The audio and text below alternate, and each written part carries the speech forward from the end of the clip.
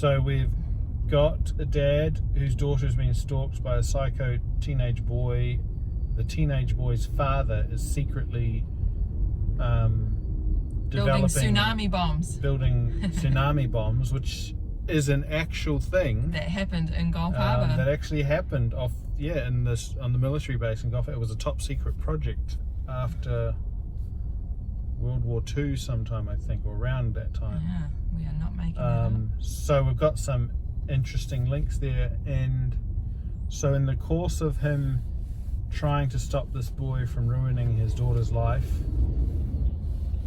him and this other guy, grandfather, super old man, fall into something this big secret thing that the villain's father wants to keep hidden. Is that what we're saying? Yeah. I don't want the reader halfway through feeling like, okay, I'm suddenly reading a different story here. Yeah. I was reading about a dad, a more closer thriller. Suddenly it's expanded into this almost espionage-y action. But you do have a lot of mysteries where the mystery starts off very small and then deepens. So it's a matter of making it a deepening of the mystery. But it's on the same line. It's just deepening. Yeah. So which this would be, but it means you have to find the central issue, which to me is control. It's actually really a story about men and control. Really. It's about people taking control from other human beings robbing other human beings of control in their own life, and then a person realizing, why does this person have control here? Why can he just decide that he's obsessed with my daughter, and now that's it, it's her life over, and it's his decision to make and not hers? And others aren't stepping in because he controls them, because of his parents' influence, who have control. So it's kind of a man taking of power. Control. Yeah, exactly. And it's a man taking that control back, but realizing how far you have to go sometimes to get that control of your life.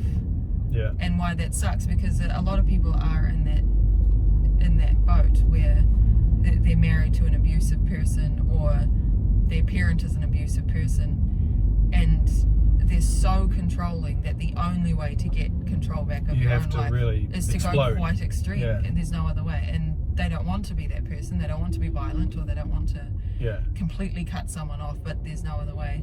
So I think it tells a very common sad story, actually, of control. I think you'd be a bit naive, like having never had any run-ins with the law. You just assume if something's wrong, you go to the police, it gets fixed. Yeah. And discovering that no, that's actually, life is not that simple, and for a lot of people they don't actually have any protection. I think society. That's a privileged perspective. Yeah, it's privileged to assume that the police are going to be on your side. But also the frustration with, like, something terrible might have happened, but if you don't have proof, there is nothing you can do. They will walk around as if they haven't done something terrible to you, because can be there is perfectly right. Yeah. But there's no evidence, therefore that's it. Yeah. Just because something is wrong, that doesn't mean that justice will be done.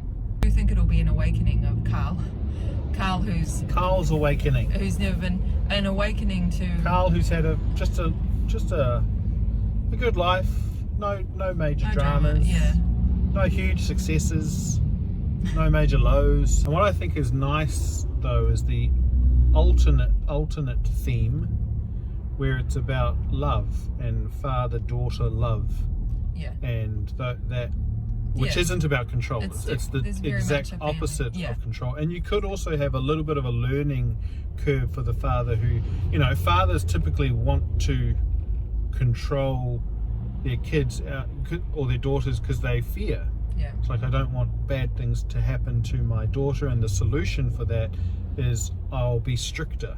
I'll put stricter curfews on them. They can't go to these parties, they can't have these friends. Not out of malice, but because they love them. And so you could have the father actually learns that, love is also risk. Yeah. You can't control, if you love someone, you can't control them.